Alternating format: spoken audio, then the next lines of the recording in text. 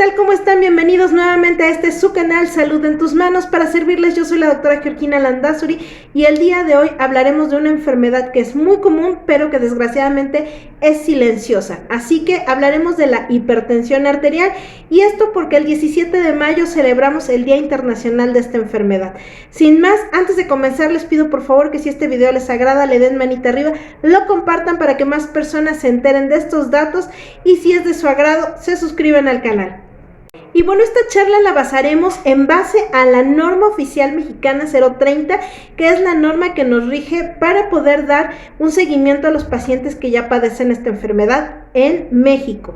La hipertensión arterial o hipertensión arterial sistémica, como la conocemos, es un padecimiento que puede ser multifactorial, que está caracterizado por la elevación de la presión arterial en nuestro cuerpo, tanto como la sistólica como la diastólica, o puede ser combinadas o ambas. Y también puede ser en ausencia o en presencia de alguna enfermedad cardiovascular, renal o alguna complicación de otras enfermedades como la diabetes. Es una enfermedad conocida como crónico degenerativo. ¿Qué quiere decir? Que una vez que hacemos el diagnóstico ya no se quita la enfermedad. Eso es bien importante, que cuando nosotros nos digan tú eres hipertenso, ya aunque te demos o no te demos medicamentos, debes estar presente de que ya no se va a quitar esa enfermedad, se va a controlar. ¿Y en qué medida se va a controlar? Con fármacos o con otras medidas alimenticias, va a depender de cada paciente. ¿Qué quiere decir?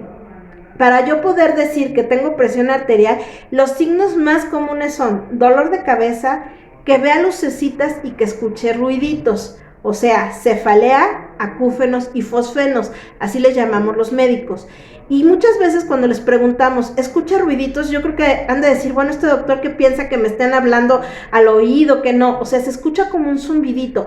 Pero ojalá que todos los pacientes tuvieran esta sintomatología, pero desgraciadamente no es así.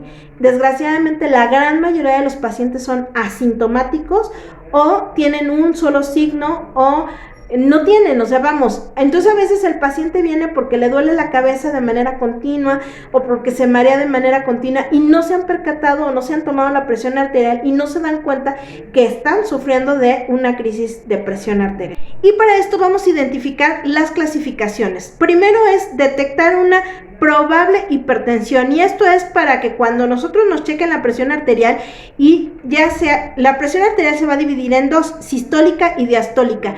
Unos le dicen la de arriba y la de abajo, pero en realidad se llama sistólica y diastólica, quédense con eso. Finalmente, esta hipertensión o esta presión arterial está en todos, o sea, la presión arterial la tenemos todos. Cuando esta se llega a elevar por algún factor, se puede decir que es un caso probable.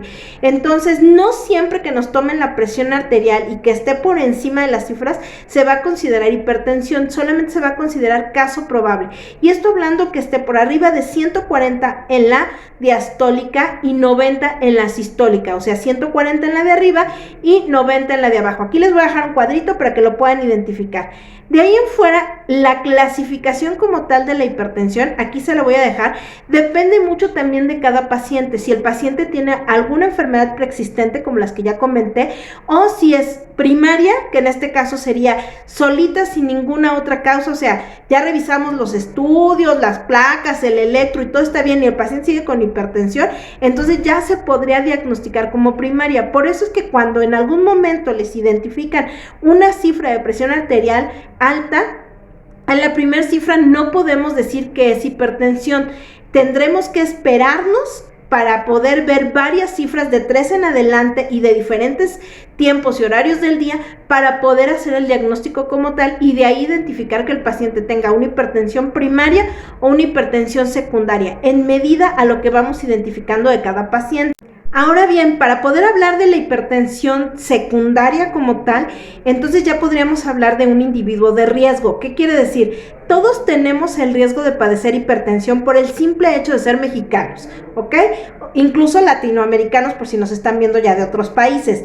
Y finalmente aquí hay que considerar la historia clínica. Si nuestros papás, abuelos, tíos o familiares cercanos tienen hipertensión, nosotros podemos ser candidatos a padecer esta enfermedad.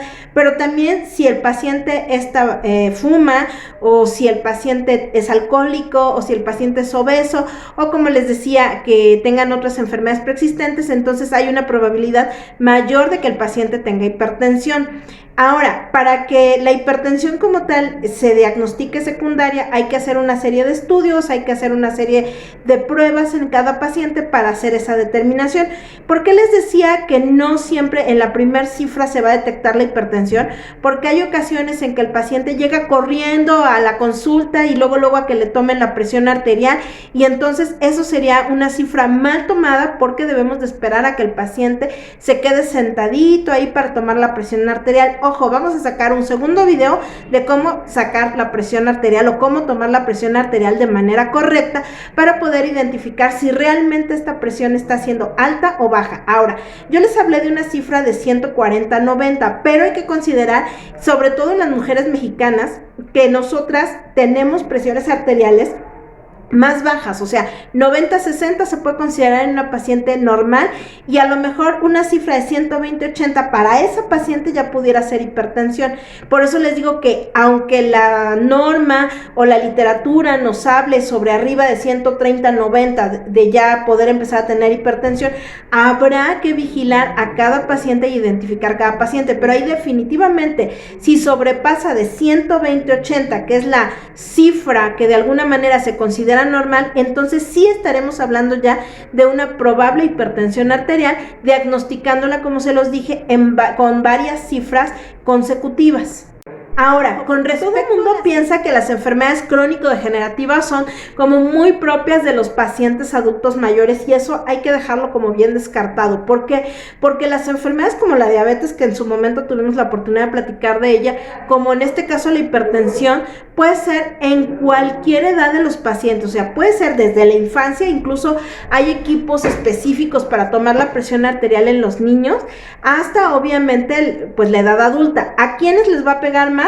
A los pacientes adultos mayores, sobre todo a los pacientes por arriba de los 40-45 años y que han tenido malos hábitos como los que acabo de comentar. Ya hablamos un poco de lo que es la clasificación primaria o esencial, que en realidad, bueno, va a ser en la gran mayoría de los casos. Ya hablamos un poco de la secundaria, en donde se va a identificar alguna causa orgánica, pero ahí esta secundaria se puede deber, por ejemplo, a secundaria renal, por alteraciones obviamente del riñón, alteraciones vasculares o secundaria a algo vascular, como por ejemplo enfermedades del corazón, de la aorta, una trombosis de vena renal, una arteritis, una aterosclerosis, etcétera. Una secundaria a endocrinopatía, que en este caso puede ser por enfermedades tiroideas o enfermedades paratiroideas, el aldosterismo primario, el síndrome de Cushing, etcétera. Puede ser también del sistema nervioso central, como tumores, encefalitis, apnea del sueño, y físicas, obviamente, como les comentaba, igual el venir corriendo, el estar en nuestros días, o alteraciones ya como el estrés, la ansiedad, o cosas ya más fuertes como por ejemplo las quemaduras. Esto nos puede ocasionar también alteraciones en las cifras tensionales. También hay fármacos específicos que nos pueden subir la presión, como los corticosteroides, los antiinflamatorios no esteroideos. Ojo con eso, porque muchos pacientes toman diclofenaco, ketorolaco, etcétera, a diestra y siniestra. Obviamente, pacientes que consumen cocaína, regaliz o algún otro tipo de sustancias tóxicas. También, y es otro tema bien aparte que vamos a hacer, espero pronto, las inducidas por el embarazo, que en este caso va la preeclampsia y la eclampsia, que aunque son en el embarazo no dejan de ser hipertensión y son súper riesgosas para la mujer embarazada.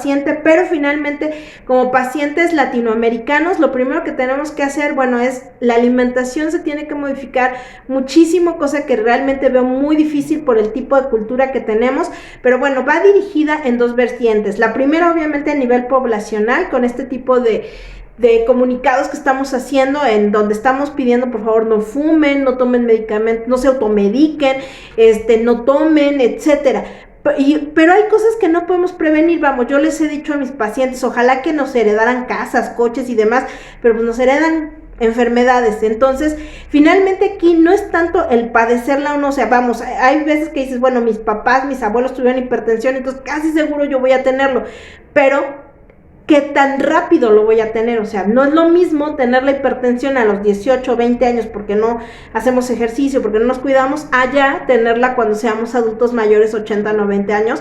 Entonces nuestra calidad de vida va a ser muy diferente dependiendo en qué época de nuestra vida se vaya diagnosticando. Entonces, obviamente para esto hay que tener un índice de masa corporal por abajo de 25 y por arriba de 18, entonces el control de peso va a tener mucho que ver con respecto a lo que es la hipertensión arterial, la actividad física adecuada, la cantidad de agua diaria que se está tomando, ya tenemos ahí un video de cuánta agua debemos de tomar, el consumo de sal, eso es bien importante.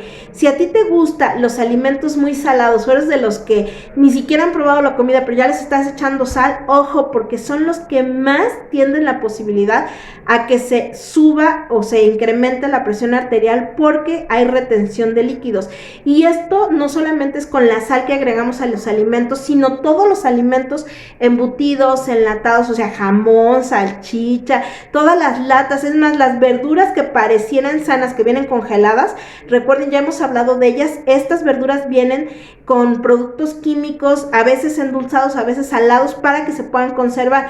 Por ejemplo, alimentos como la cecina, que tienen que salar para que se puedan conservar, si los consumimos de manera regular, son factores predisponentes para poder padecer esta enfermedad. Los estudios, algunos que son indispensables, como sería la hemoglobina, el hematocrito, la creatinina, que son para vigilar si no hay anemia, si no tenemos alteraciones en el riñón, la glucosa, por supuesto, para ver que no esté descontrolada el azúcar, el perfil de lípidos, como les decía, colesterol, triglicéridos, el colesterol bueno y el colesterol malo, que nosotros lo llamamos HDL y LDL, que en realidad, bueno, es como se debe de llamar.